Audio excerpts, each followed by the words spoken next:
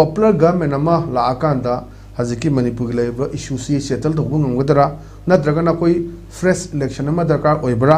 natragana koi kari to tai Manipur ki leibra situation si Santi puraknaba da we need a popular government or natragana fresh election darkar oibra haibja ojagi ba opinion nam thamiro popular government di laka phayi government lak phayi di democracy set par leibang ni India si parliamentary form government ni federal structure ni aduna government di leitaba yaroi ba ko ana aduna ni president rule si thambada tha taruk khudingi parliament ki approval lawri si extension to kaino go we are the parliamentary form of government, we are the sovereign democratic republic ni aduna democratic form of government ni na khoida praja gi consent of the government yawang leibang ak pa yaroi ba aduna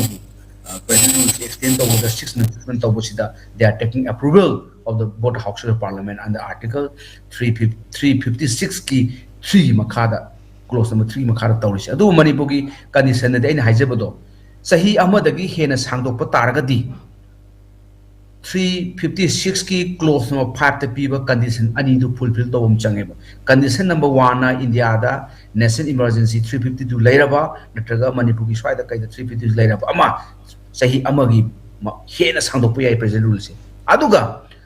election tawbada situation ni ketang mong taroi fresh election tawbada matam sati hana election commission of India na certify tawur matam da ne PRC 1 yagi mathak ta sangdo kadoisi amka hanjage ko president rule si sahi ahum buk thamba yai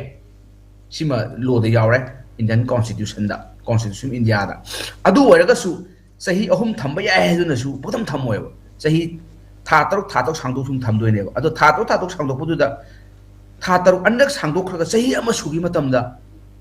PRC normally assembly dissolve tawne na bida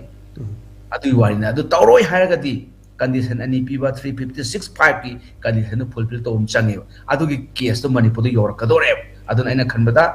safest way di khwai phabadi president rules na su akoi irang ji phan bangamdre akoi popular government leading at irang ji thokre phabangamdre president rule la president rule na su irang ji phan bangamdre president rules ka do bi line ha kanda state government cannot be carried on its function in accordance with the provision of the constitutional provision matungina state government thabak tobo ngamdre aduna president rules line eba 356 ada president rules su amu in accordance with the provision of the constitution India da tobo ngamdre adu tagadi Manipur da lakna ba laitre loi laklere Manipur amta ngamdre adu aseng badi masiju Dr. Ambedkar masamun hairami akoi the democratic set pa leiba ani ngamdra ga su government ama fresh mandate taraga semaga di madu